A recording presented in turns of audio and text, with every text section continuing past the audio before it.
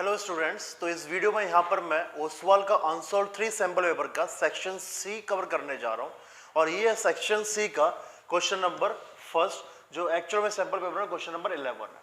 तो यहाँ पे ये क्वेश्चन है surface area in volume chapter से। अब देखते हैं इस क्वेश्चन में क्या दे रखा है। A metallic sphere of radius 2.1 centimetre is melted and recast into the shape of a cylinder of radius 3 centimetre. मतलब यहाँ पे क्या हुआ है, एक मेटल का स्फीयर था जिसका रेडियस 2.1 सेंटीमीटर था, उसको मेल्ट किया और मेल्ट करने के बाद उसका शेप चेंज करके एक सिलेंडर बना दिया गया और उस सिलेंडर का रेडियस कितना है, 3 centimetre. Find the height of the cylinder. तो ये जो स्फीयर से सिलेंडर बना है उसका रेडियस हमें पता है, हमें उस सिलेंडर का हाइट निकालना है। तो यहाँ पे क्वेश्चन कुछ इस तरीके से है।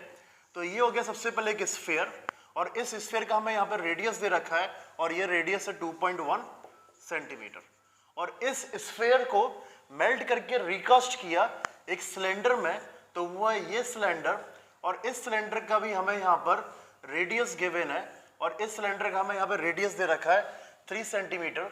तो ये रेडियस हो गया यहाँ पर 3 सेंटीमीटर। अब यहाँ पे हमें इस सिलेंडर का क्या फाइंड करना है, हमें इसका हाइट फाइंड करना है। हमने यहाँ पे स्फीयर को कन्वर्ट किया एक सिलेंडर में, तो इस वजह से क्या होगा, दोनों का जो वॉल्यूम है वो इक्वल होगा। अब जो स्फीयर है इसका वॉल्यूम क्या होगा, 4/3 पाई आर क्यूब। तो जो 4/3 पाई आर क्यूब है ये इसके वॉल्यूम के इक्वल होगा और इसका वॉल्यूम है पाई आर स्क्वायर एच। तो यहां पे 4/3 pi r cube pi r square h के इक्वल होगा और इसी का यूज करके हमें यहां पे सिलेंडर की हाइट निकालनी है। तो सॉल्यूशन होगा इसका, तो सॉल्यूशन में है volume of sphere is equal to volume of cylinder, क्योंकि यहां पे स्फीयर को मेल्ट करके कन्वर्ट किया सिलेंडर में, इस वजह से दोनों का वॉल्यूम इक्वल होगा। तो वॉल्यूम ऑफ स्फीयर जो है वो वॉल्यूम ऑफ सिलेंडर के इक्वल है। अब वॉल्यूम ऑफ स्फीयर हम जानते हैं 4/3 pi r cube equals to volume of cylinder pi r square h. अब वैल्यूज पुट करते हैं। सबसे पहले तो ये पाई से पाई कैंसिल हो जाएगा, 4/3 इंटू आर क्यूब। रेडियस हमें यहाँ पे स्फीयर का दे रखा 2.1, तो 2.1 cube equals to r square और सिलेंडर का यहाँ पे रेडियस दे रखा है 3, तो 3 का स्क्वायर इंटू एच। अब यहाँ पे इसको कैलकुलेट करने के लिए एच की वैल्यू 3 स्क्वायर को यहाँ पे लेफ्ट हैंड साइड में शिफ्ट करते हैं, तो ये होगा 4/3, ये 3 दो नीचे आ जाएगा, हो जाएगा 3 इंटू 3 और ऊपर है 2.1 का क्यूब, तो ये हो जाएगा 2.1 into 2.1 into 2.1 equals to h. तो यहाँ पे हमने 2.1 क्यूब को एक्सपेंड कर दिया और 3 स्क्वायर को यहाँ पे हम डिनोमिनेटर में लेके आ गए। अब इसके बाद ये 3 से 2.1 कैंसिल 0.7, ये 3 से 2.1 कैंसिल 0.7 और इस 3 से ये 2.1 कैंसिल 0.7। डिनोमिनेटर पूरा कैंसिल हो चुका है, तो न्यूमरेटर में हमारे पास आ रहा है 4 into 0.7 into 0.7 into 0.7 equals to h. अब इसके बाद यहाँ पर हम जानते हैं एच इक्वल्स टू ये 4 इंटू 0.7 का यहाँ पे क्यूब और 7 का क्यूब होता है 343, तो 0.7 का क्यूब हो जाएगा 0.343, तो यहाँ पे 0.343 आ गया 0.7 का क्यूब। अब h इक्वल्स टू ये मल्टीप्लीकेशन ही हमारा आंसर होगा, 4 3 जा 12, 4 4 16, 1 17, 4 3 जा 12, 13, 1 सेंटीमीटर। तो यहाँ पे ये जो सिलेंडर बन रहा है, इस सिलेंडर के यहाँ पर हाइट होगी 1.372 सेंटीमीटर। तो स्टूडेंट्स ये बहुत ही सिंपल क्वेश्चन था, क्वेश्चन नंबर 11, इसका सॉल्यूशन है ये। आपसे मैं रिक्वेस्ट करता हूँ वीडियो में आगे बढ़ने से पहले इस वीडियो को लाइक कर दो और चैनल को जरूर सब्सक्राइब कर दो, जिससे नेक्स्ट टाइम जब भी इस तरीके की वीडियो ना हो तो आपको नोटिफिकेशन सबसे पहले मिले। तो अब बढ़ते हैं क्वेश्चन नंबर 12 पर, जो कि सेक्शन सी का है। ओके स्टूडेंट्स, तो ये हमारा नेक्स्ट क्वेश्चन सर्किल्स चैप्टर से। अब इस क्वेश्चन में दे रखा है इन द गिवन फिगर, तो इस क्वेश्चन में हमारे पास फिगर है जो कि मैंने ड्रॉ कर रखा है। अ circle is inscribed in a triangle ABC. तो यहाँ पे हम देख सकते हैं कि इस ट्राइंगल एबीसी में एक सर्किल इंस्क्राइब कर रखा है। तो इस ट्राइंगल एबीसी में हमें यहाँ पे एक सर्किल दे रखा है such that it touches the sides AB, BC and CA at D, E and F respectively. इसका मतलब ये है कि ये जो सर्किल है ये इस ट्राइंगल की 3 साइड्स AB, BC और AC को D, E और F पर टच कर रहा है। ओके, तो ये सर्किल इस ट्राइंगल की ऑल 3 साइड्स को D, E और F पर टच कर रहा है। इसके आगे हमें दे रखा है the length of side A B B C and C A are 15, 11 and 12 centimetre. तो ये जो ट्राइंगल हमें दे रखा है, इस ट्राइंगल की हमें ऑल थ्री साइड्स की लेंथ यहाँ पे दे रखी है 15, 11 एंड 12 सेंटीमीटर। हमें यहाँ पे फाइंड करना है AD मतलब ये, हमें फाइंड करना है BE मतलब ये, और CF मतलब ये। अब यहाँ पर हम यूज करेंगे एक प्रॉपर्टी, और वो प्रॉपर्टी ये है कि टेंजेंट्स जो एक एक्सटर्नल पॉइंट से होते हैं उन टेंजेंट्स की क्या लेंथ इक्वल रहती है। मतलब इस ए एक्सटर्नल पॉइंट से यहाँ पर दो टेंजेंट्स है AD और AF, तो ये AD और AF की लेंथ क्या होगी, इक्वल होगी। इसी तरीके से बी एक्सटर्नल पॉइंट से BD और BE दो टेंजेंट्स है तो इनकी लेंथ इक्वल होगी। CF और CE दो टेंजेंट्स है तो ये दोनों टेंजेंट्स C एक्सटर्नल पॉइंट से तो इनकी लेंथ इक्वल होगी। तो यहाँ पे मैं मेंशन कर देता हूँ कि जो AD है और AF है ये दोनों इक्वल होंगे, तो मैं कंसीडर करता हूँ AD को x सेंटीमीटर का, तो AF भी हो जाएगा x का। ऐसे यहाँ पे जो BE और BD है ये दोनों इक्वल होंगे, तो B को यहाँ पे मैं कंसीडर करता हूँ y का, तो जो DB है ये भी हो जाएगा y का। CF और CE यहाँ पे इक्वल होंगे, तो मैं CF को कंसीडर करता हूँ z का, तो CE भी हो जाएगा z का। तो सबसे पहले हम यहाँ पे यही काम करते हैं, इसको मेंशन कर देते हैं। तो यहाँ पे सॉल्यूशन में सबसे पहले यही रहेगा जो मैंने कंसीडर किया है। तो यहाँ पर आएगा कि let AD equals to AF equals to x, ये दोनों हो गए x के इक्वल। उसके बाद BD equals to BE equals to y, और तीसरा CF equals to CE equals to z।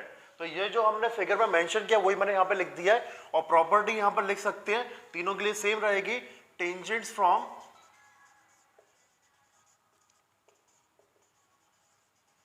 Same external point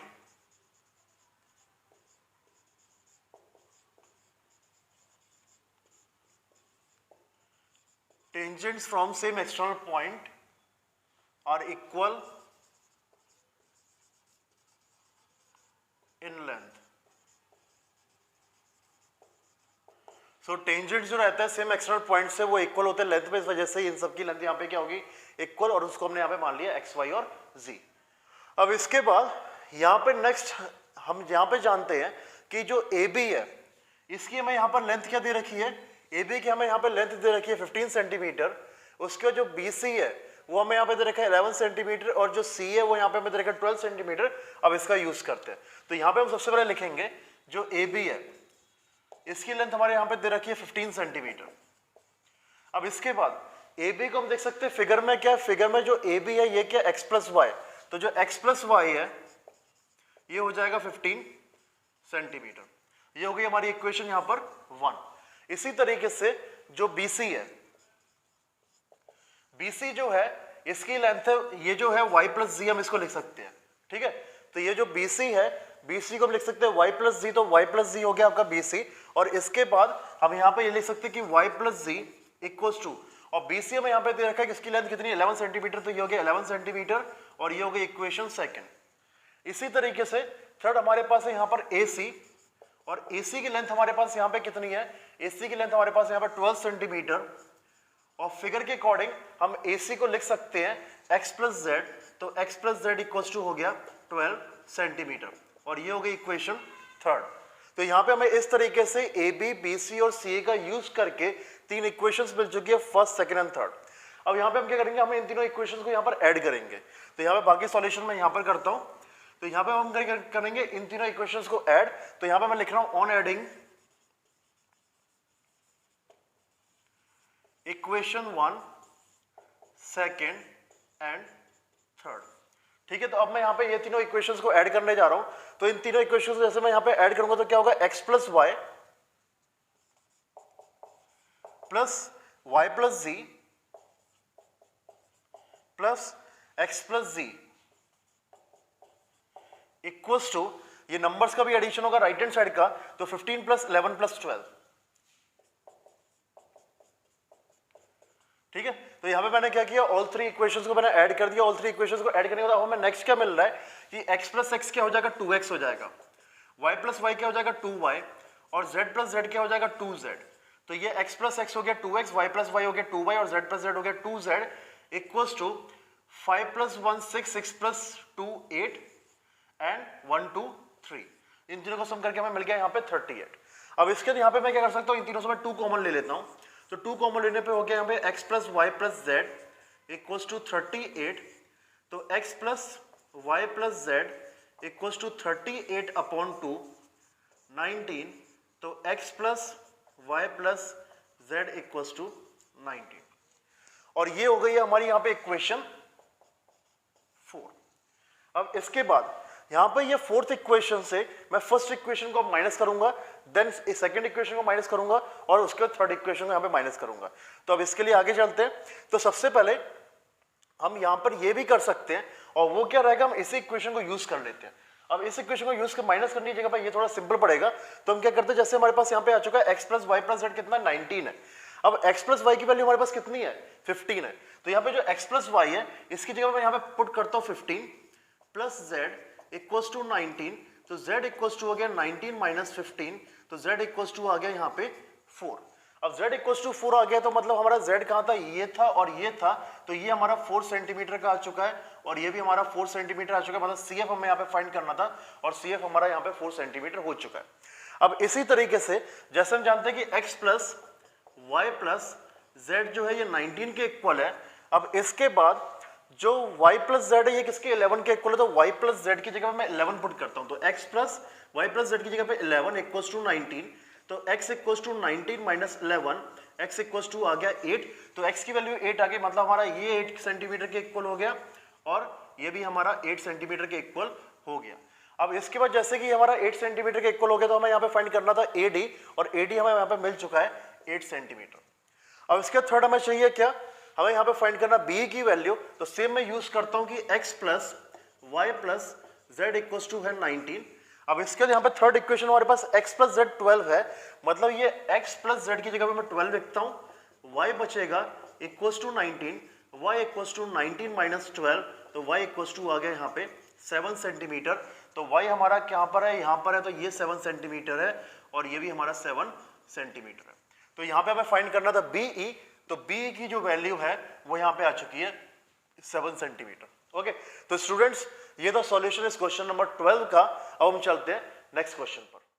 तो स्टूडेंट्स यहाँ पर हमें जो क्वेश्चन नंबर 12 है उसमें इंटरनल चॉइस दे रखी है, तो या तो हम प्रीवियस वाला अटेम्प्ट कर सकते हैं या फिर हम इसको अटेम्प्ट कर सकते हैं। ये बहुत ही ज्यादा सिंपल है प्रीवियस वाले से। तो इस क्वेश्चन में क्या है, a tangent PA is drawn from an external point P to a circle of radius 3 cm such that the distance of the point P from O is 6 cm as shown in the figure। मतलब यहाँ पे क्या दे रखा है कि ये P एक एक्सटर्नल पॉइंट से इस सर्कल पर जिसका सेंटर O है और रेडियस 3 सेंटीमीटर है, P ये टेंजेंट ड्रॉ रखा है। ठीक है, रिपीट कर देता हूं कि P पॉइंट से इस सर्कल पर जिसका सेंटर O है और रेडियस 3 सेंटीमीटर है, उस पर P है, यहाँ पर एक टेंजेंट ड्रॉ हो रखा है, और ये जो P पॉइंट है ये सेंटर से 6 सेंटीमीटर डिस्टेंस पर है। हमें यहाँ पे फाइंड क्या करना है, हमें यहाँ पे फाइंड करना है AP। ओके, अब AP यहाँ पे कैसे फाइंड करेंगे, एक्चुअली फिगर में हमें ये 90 डिग्री एंगल दे रखा है, तो काम हमारा बहुत ही ज्यादा सिंपल हो गया। इनकेस अगर ये 90 डिग्री एंगल नहीं दिया होता तो ये 90 डिग्री एंगल होता, क्योंकि ये जो एंगल है ये टेंजेंट और रेडियस के बीच में पॉइंट ऑफ कांटेक्ट पर है, तो ये 90 डिग्री एंगल होगा। अब जैसे कि 90 डिग्री एंगल है, तो यहाँ पे जो OAP हमें ट्राइंगल मिल रहा है, इस OAP राइट एंगल ट्राइंगल में हम लगा सकते हैं पाइथागोरस थ्योरम।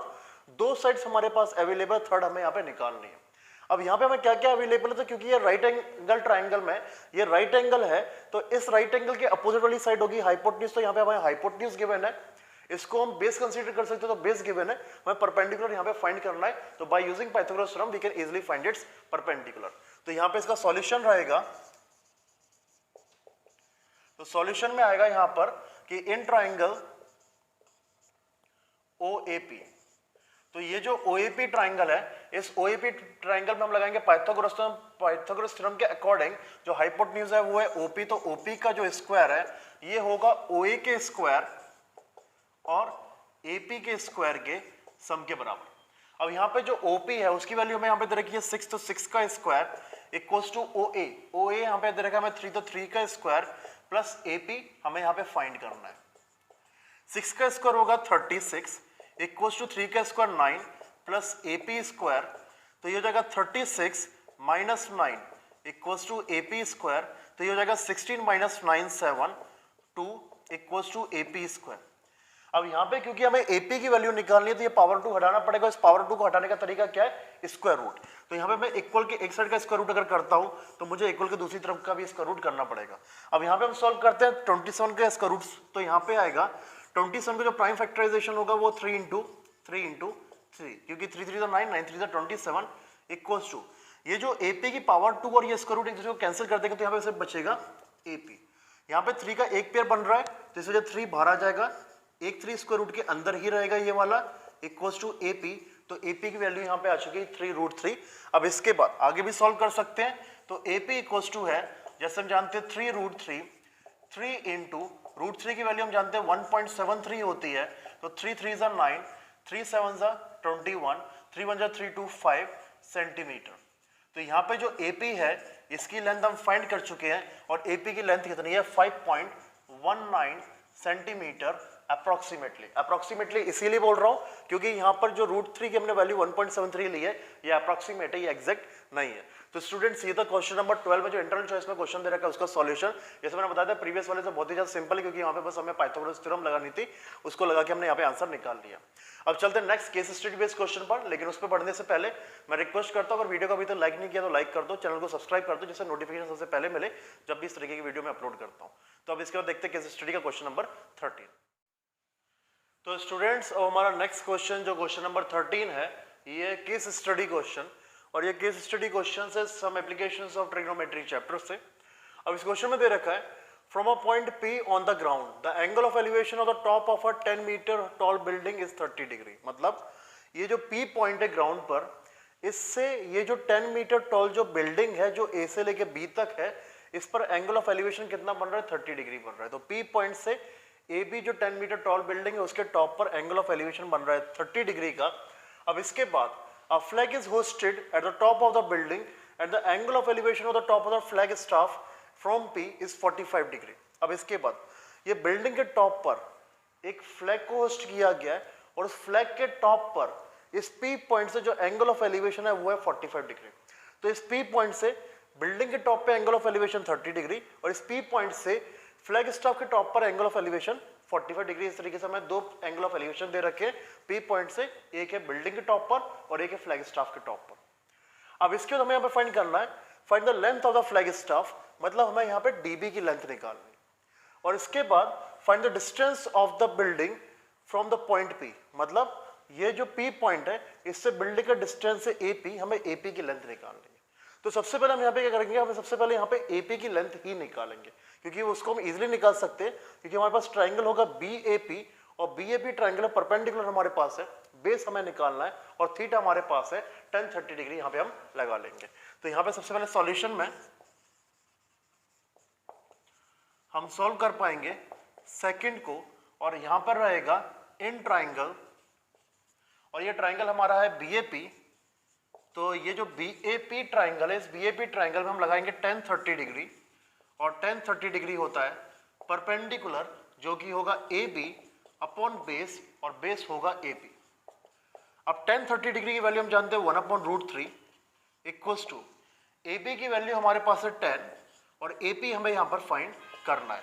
अब इसको क्रॉस मल्टीप्लिकेशन करते हैं तो AP इक्वल्स टू हो जाएगा 10√3, तो AP इक्वल्स टू 10 इंटू √3 की वैल्यू हम जानते हैं 1.73, तो AP की वैल्यू हो जाएगी 17.3 मीटर्स। तो यहाँ पे हमारा सॉल्यूशन आ चुका है, आंसर आ चुका है सेकंड वाले का, और यहाँ पे हमें P पॉइंट से बिल्डिंग का डिस्टेंस निकालना था और वो है 17.3 मीटर्स। अब हम सॉल्व करेंगे फर्स्ट को। तो फर्स्ट के लिए सॉल्यूशन का हम ट्राइंगल लेंगे इस बार, और ट्राइंगल हमारा होगा इस बार पूरा DAP।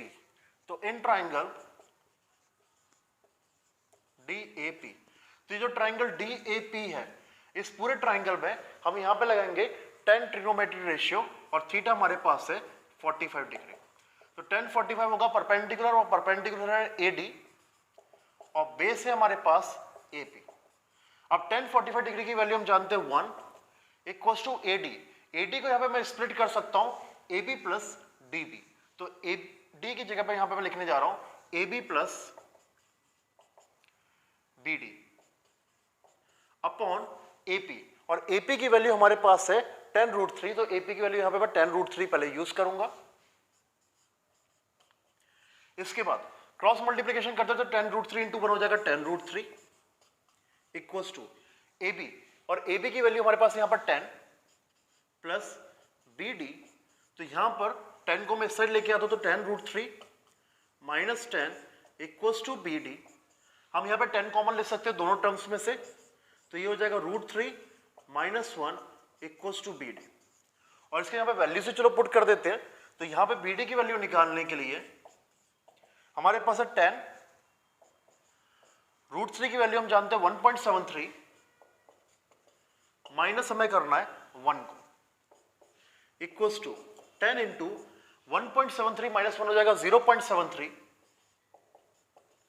तो यहां पे जो BD की वैल्यू है वो आ जाएगी 10 की वजह से डेसिमल एक डिजिट शिफ्ट कर जाएगा तो 7.3 मीटर्स अप्रोक्सीमेटली। तो यहां पे जो फ्लैग स्टाफ है उसकी लेंथ है 7.3 मीटर्स, और उसके बाद यहाँ पे जो बिल्डिंग से पी पॉइंट का जो डिस्टेंस है वो है 17.3 मीटर्स। तो स्टूडेंट्स ये था question number 13 case study question का सॉल्यूशन दोनों पार्ट्स का। हम चलते हैं इस सैंपल पेपर के लास्ट क्वेश्चन पर जो कि एक अगेन केस स्टडी क्वेश्चन है। तो स्टूडेंट्स ये हमारा question number 14 case study question arithmetic progression chapter से। तो इस क्वेश्चन में क्या दे रखा है, saving is the best option for human life, मतलब हम सभी को सेविंग करना चाहिए। Mister Bhargav child put ₹1 on day 1, ₹2 on day 2, ₹3 on day 3 and continued doing so till the end of the month। मतलब वो क्या कर रहा है, सेविंग कुछ इस तरीके से कर रहा है कि फर्स्ट डे वो 1 ही रुपए सेव कर रहा है, सेकंड डे वो 2 रुपए सेव कर रहा है, थर्ड डे वो 3 रुपीज सेव कर रहा है, इस तरीके से 10th डे वो 10 रुपीज सेव कर रहा है, और इस तरीके से पूरे मंथ वो सेविंग कर रहा है। Find the total money saved in month of January, तो उसने जनवरी मंथ में कितनी सेविंग करी वो हमें निकालना है। तो सबसे पहले मैं यहाँ पे क्या करने जा रहा हूँ, मैं यहाँ पे फॉर्म करूंगा अर्थमेटिक प्रोग्रेशन इस डेटा के अकॉर्डिंग जनवरी मंथ के लिए। तो इसके सॉल्यूशन में आएगा, तो फर्स्ट का सॉल्यूशन कुछ इस तरीके से रहने वाला है। तो यहाँ पे सबसे पहले मैं यहाँ पे अर्थमेटिक प्रोग्रेशन फॉर्म करूंगा। तो फर्स्ट डे उसने ₹1 सेव किया, सेकंड डे उसने 2 रुपीज सेव किए, थर्ड डे उसने 3 रुपीज सेव किए, और इस तरीके से जैसे जनवरी मंथ में हम जानते हैं 31 डेज होते हैं, तो 31st डे उसने मतलब लास्ट डे उसने 31 रुपीज सेव किए। तो हमें यहाँ पे क्या करना पड़ेगा, 1 + 2 + 3 + 4 + इस तरीके से 31 का सम निकालना है। ठीक है, तो अब हम यहाँ पे जानते हैं इस अर्थमेटिक प्रोग्रेशन में जो फर्स्ट टर्म है वो कितनी है, 1 है, और इस अर्थमेटिक प्रोग्रेशन की जो लास्ट टर्म है वो यहाँ पे कितनी होगी, 31। और इस अर्थमेटिक प्रोग्रेशन का मैं नंबर ऑफ टर्म्स की बात करूं तो यहाँ पे उसने 31 डेज सेविंग की है, क्योंकि जनवरी में 31 डेज होंगे, तो इस वजह से जो n की जो वैल्यू है वो भी 31 आएगी, मतलब कि number of terms in the arithmetic progression, और इस अर्थमेटिक प्रोग्रेशन में 31 टर्म्स होंगे। तो यहाँ पे हमारे पास इस अर्थमेटिक प्रोग्रेशन का फर्स्ट टर्म है, लास्ट टर्म है, और नंबर ऑफ टर्म्स है। तो यहाँ पे मैं फर्स्ट और लास्ट टर्म का सम निकालने के लिए जो एपी का फॉर्मूला रहता है मैं उसका यूज करूंगा, जिससे हमें एपी के सभी टर्म्स का सम मिल सके इजिली। तो यहाँ पे एसएन का फॉर्मूला रहेगा n/2 a + l। तो जब भी हमें अर्थमेटिक प्रोग्रेशन की सभी टर्म्स का सम निकालना हो और हमें जानते हैं फर्स्ट और लास्ट टर्म और नंबर ऑफ टर्म्स, तो ये हमारा आसान तरीका रहता है। तो एसएन, तो यहाँ पे नंबर ऑफ टर्म्स हम जानते हैं 31 है, इक्वल्स टू 31/2 ए मतलब first term 1 plus last term 31। इसको सॉल्व करेंगे हमारा आंसर आ जाएगा, तो 31/2 इंटू 31 + 1 32। अब 32 को हम 2 से कैंसिल करेंगे तो आएगा 16, तो ये आ जाएगा 31 × 16। ये मल्टीप्लिकेशन कर लेते हैं, तो 31 16 6 1 3 6 18 3 1 3 4, तो ये आ गया 6 8 + 1 9 4। तो यहाँ पे आ गया सम ऑफ 31 टर्म्स इक्वल्स टू 496। तो इस तरीके से अगर वो सेविंग करता है तो वो यहाँ पे जनवरी मंथ में 496 रुपीज को सेव कर पा रहा है। अब इसके बाद सेकंड का यहाँ पे क्वेश्चन का आंसर होगा। यहाँ पे सेकंड का तरीका बहुत ही सिंपल क्वेश्चन है। If he spent ₹305 of his pocket money, उसने क्या किया 305 रुपीज अपनी पॉकेट मनी में से खर्च कर दिया, and found that at the end of the month he still had ₹200 with him. तो 305 रुपीज उसने खर्च कर दिए, 200 रुपए उसके पास अभी भी बचे हुए, तो then how much was his pocket money for the month. तो उस पूरे महीने में उसकी पॉकेट मनी कितनी थी, तो उसने यहाँ पे 305 रुपीज खर्च कर दिए, और खर्च करने के बाद मंथ के एंड पर उसके पास पॉकेट मनी में बचे हुए 200 रुपए। तो यहाँ पर ये उसने खर्च कर दिया, जो इसके पास बचा हुआ है तो ये होगा इक्वल्स टू 505। तो इसका मतलब ये है कि उसके पास टोटल 505 रुपीज थे पॉकेट मनी इस पर्टिकुलर मंथ में, जिसमें उसने 305 यहाँ पे खर्च कर दिया और 200 रुपए उसके पास अभी भी बचे हुए हैं। तो सेकंड वाला तो बहुत ही सिंपल सॉल्यूशन था, किसी भी मतलब कि अर्थमेटिक प्रोग्रेशन के कॉन्सेप्ट से कोई भी लिंक नहीं था। तो ये था इसका सॉल्यूशन। तो स्टूडेंट्स यहाँ पे हमारा क्वेश्चन नंबर 14 एंड हो रहा है। इसके साथ ही हमारा जो सैंपल पेपर 3 जो अनसॉल्व है वो भी यहाँ पे उस का एंड हो रहा है। वीडियो को लाइक नहीं किया तो लाइक कर देना, चैनल को सब्सक्राइब कर देना, जिससे मैं सैंपल पेपर 4 जब भी स्टार्ट करूंगा तो वैसे ही आपको नोटिफिकेशन मिल जाएगा वीडियो अपलोड का, और अपनी तैयारियां मेरे साथ कर पाएंगे। तब तक के लिए प्रैक्टिस करते रहिए और अपनी पढ़ाई में अच्छे से करते रहिए। Bye everyone and take care.